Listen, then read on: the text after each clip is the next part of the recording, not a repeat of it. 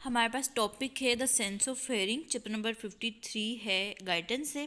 इसमें सबसे पहले थोड़ा सा फिजियोलॉजी की तरफ जाने से पहले जो है वो ईयर की थोड़ी सी एनाटमी देख लेते हैं। एनाटमी में बेसिकली ये है कि हमारे पास हमें पता है कि जो ईयर होता है उसमें बाहर की तरफ जो है वो पिन्ना होता है, ठीक है। और उससे जो है वो हमारे पास ये पिन्ना हो गया, ठीक है। और इस तरह से ये उसी के अंदर जो है वो एक्सटर्नल अकॉस्टिक मीएटस आ जाता है, यानी आउटर ईयर होता है, फिर हमारे पास मिडल ईयर होता है और मिडल ईयर के बाद जो है वो हमारे पास आउटर ईयर यहाँ तक होता है, फिर हमारे पास ये मिडल ईयर में और ये लास्ट वाला पार्ट जो है वो इनर ईयर में आ जाता है। ये इसकी एक बेसिकली जो एनाटमी है, इसमें सबसे जो इंपॉर्टेंट होता है वो हमें पता है टिम्पैनिक मेम्ब्रेन होती है जिसको ईयरड्रम भी बोलते हैं, और उसके साथ जो है वो ऑसिकल्स अटैच हुई होती हैं, यानी कि बोन्स जो होती हैं और ऑसिकल्स अटैच होती हैं, ठीक है। उसके बाद जो है वो इन ऑसिकल्स में बेसिकली हमारे पास क्या होता है कि हैंडल ऑफ द मेलियस होता है जो कि टिम्पैनिक मेम्ब्रेन के साथ अटैच हुआ होता है, और ये जो मेलियस होती है वो आगे फर्दर हमारे पास इनकस के साथ बॉन्ड हो रही होती है, ठीक है। और जो इनकस होती है वो हमारे पास नेक्स्ट स्टेपिस के साथ जो है वो अटैच हुई होती है, ठीक है। अब इस तरह से होता है कि हमारे पास जब भी कोई वाइब्रेशन आती है तो उससे ये बॉन्ड मूव करती हैं, और एट द लास्ट जो है वो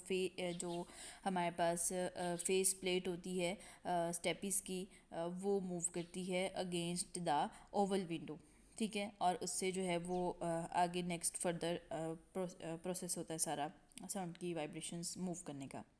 अब इसमें हमारे पास बेसिकली इस तरह से होता है कि जो tip of Henle of Méliès होता है वो हमारे पास अटैच हुआ होता है टिम्पैनिक मेम्ब्रेन के साथ, जो कि आप यहाँ पे देख सकते हैं, ये वाला टिम्पैनिक मेम्ब्रेन के साथ अटैच हुआ है, ठीक है। और टिम्पैनिक मेम्ब्रेन के साथ ये अटैच हुआ होता है, और इसके अलावा यहाँ पर जिस इस पॉइंट ऑफ अटैचमेंट पे एक मसल होता है टेंसर टेम्पनाई मसल, जो कि हमारे पास क्या करता है कि ये जो एयर ड्रम होता है इसको पुल करके, इसकी जो मेम्ब्रेन होती है टिम्पैनिक मेम्ब्रेन को बेसिकली टेंस करके रखता है, पुल करके टेंस करके रखता है उसको, यानी कि फ्लेक्सिबिलिटी बहुत कम होती है उसमें, बिल्कुल टेंस्ड होता है। इसकी वजह से इस टेंशन की वजह से अगर कोई बिल्कुल माइन्यूट सी वाइब्रेशन भी आती है तो वो टिम्पैनिक मेम्ब्रेन उसको रिसीव कर लेती है, और उससे ये जो टिम्पैनिक मेम्ब्रेन है वाइब्रेट करती है और फर्दर उस वाइब्रेशन को आगे नेक्स्ट पास करती है।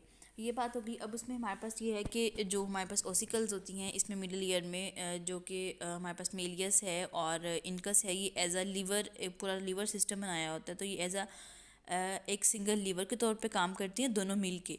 और जो इसमें फल्क्रम होता है वो हमारे पास टिम्पैनिक मेम्ब्रेन के बॉर्डर पे होता है, ठीक है। अब इसमें यही है कि आगे जो है वो हमें पता है कि जो इनकस है वो आगे स्टेपिस के साथ अटैच हुई होती है, जो कि स्टेपिस को की जो फेस प्लेट है, फुट प्लेट होती है, उसको हमारे पास ओवल विंडो के ऊपर पुश फॉरवर्ड या आउटवर्ड जो है वो मूव कर रही होती है। ये हमारे पास एक बेसिक सी एनाटमी थी। अब हम बात करते हैं एनाटमी इसकी करने के बाद जो है वो एक टॉपिक है वो है हमारे पास impedance matching by the ossicular system, यानी कि जो बोनी सिस्टम है इसके अंदर इम्पीडेंस मैचिंग का क्या रोल होता है और किस तरह से ये सिस्टम काम करता है।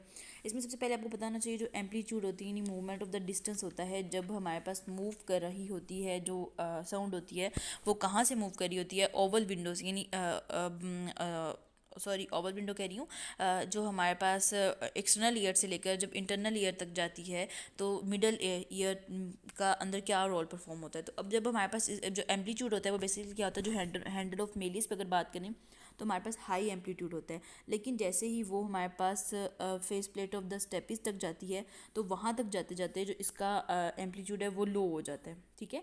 पहले हाई एम्पलीट्यूड होता है, बाद में एम्पलीट्यूड लो हो जाता है। ये बात हो गई। अब दूसरी चीज़ें कौन कौन सी होती हैं। अब फोर्स ऑफ द मूवमेंट क्या होती है। देखिए पहले जो फोर्स ऑफ द मूवमेंट थी वो हमारे पास हैंडल ऑफ मेलिस के पास लेस फोर्स थी, लेकिन जब वो नेक्स्ट मूव कर जाती है, स्टेपिस तक जाती है, तो वहाँ जाके हाई फोर्स हो जाती है, ठीक है। ये सारा मिडिल ईयर का रोल है कि मिडिल ईयर क्या प्रोसेस कर रहा होता है, इसमें अपना क्या रोल परफॉर्म कर रहा होता है। तो अब देखिए 1.3 टाइम जो फोर्स ऑफ मूवमेंट है वो ज़्यादा हो जाती है।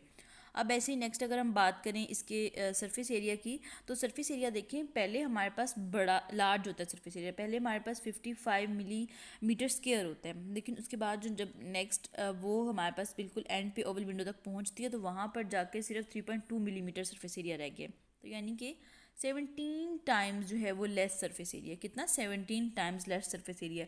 तो अब हम क्या करेंगे, 17 को मल्टीप्लाई करेंगे 1.3 से, तो हमारे पास 22 आ जाएगा। तो ये 22, ये एक्चुअली 22 क्या है, 22 फोल्ड्स, यानी कि टोटल जो हमारे पास फोर्स ऑफ मूवमेंट लगेगी वो 22 फोल्ड्स होगी। फोर्स ऑफ मूवमेंट किसके लिए, जो आगे हमने साउंड वेव्स को, साउंड वाइब्रेशंस को पास करना है, उसके लिए 22 फोल्ड्स जो फोर्स ऑफ मूवमेंट है, वो टोटल फोर्स ऑफ मूवमेंट है वो ज़्यादा हो जाएगी इस मूवमेंट के दौरान, ठीक है। इससे हमारे पास ऑसिकल्स की वजह से, बोन्स की वजह से। अब हमारे पास ये मूवमेंट है तो सही, जब हमें चाहिए भी क्यों है। अब बेसिकली क्या होता है कि जो हमारे पास फ्लूइड होता है वो पहले तो एयर में मूव कर रहा होता है, हमें पता है एक्सटर्नल एयर में तो एयर होती है ना सारी ऑडिटरी मेटर्स में। तो एयर से अब नेक्स्ट जो कोक्लिया है वहाँ पर दरमियान में आ गया मिडल ईयर और आगे आएगा हमारे पास कोक्लिया। तो आपको पता है जो कोक्लिया होता है उसमें फ्लूइड होता है, तो एयर से अब साउंड वेव्स ने कहाँ पास करना है, फ्लूइड के अंदर। तो अब उसको एयर में से अगर आप हाथ घुमाएं तो आपको कम फोर्स लगानी पड़ेगी, लेकिन यही अगर वाटर में लगाएं, घुमाएं हाथ, तो आपको ज़्यादा फोर्स लगानी पड़ेगी। तो इसलिए साउंड को भी मूव करने के लिए अगर फ्लूइड में ज़्यादा फोर्स की ज़रूरत होती है, तो इसलिए उसकी जो फोर्स ऑफ मूवमेंट है उसको इंक्रीज़ किया जाता है। अगर ये बात होगी हमारे पास कि ये इसका जो है वो एक पॉजिटिव, यानी कि ये इसका इफेक्ट होता है, हमें इसीलिए ये सारा सिस्टम चल रहा होता है, इसीलिए हमें चाहिए होता है।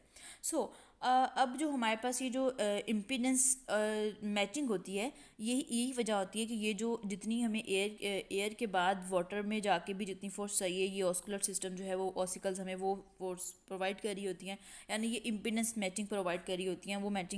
वो इम्पीडेंस मैचिंग हो जाती है जिससे साउंड वेव्स इजीली पास कर सकती हैं। और ये जो इम्पीडेंस मैचिंग है 50 से 75% परफेक्ट होती हैं साउंड वेव्स की फ्रीक्वेंसीज के लिहाज से जितनी चाहिए होती है। और बेसिकली इसके थ्रू जो है वो हमारे पास 300 से 3000 साइकिल पर सेकंड चल सकते हैं, ठीक है।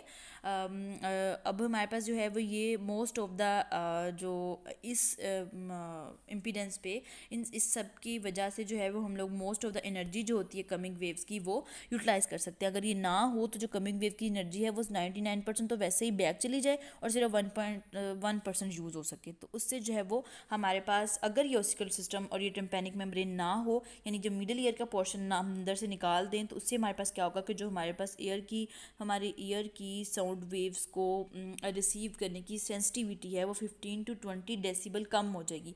यानी कि हम लोग बहुत कम जो लाइट साउंड्स होती हैं उनको रिसीव ही नहीं कर पाएंगे, ठीक है। तो उससे जो है हमारे एयर की हियरिंग जो आप कह सकते हैं कि एक्टिविटी है, या जो ईयर की सेंसिटिविटी है वो 15 to 20 डेसिबल जो है वो कम हो जाएगी। इसलिए मिडल ईयर का बहुत इंपॉर्टेंट रोल है कि ये होना चाहिए।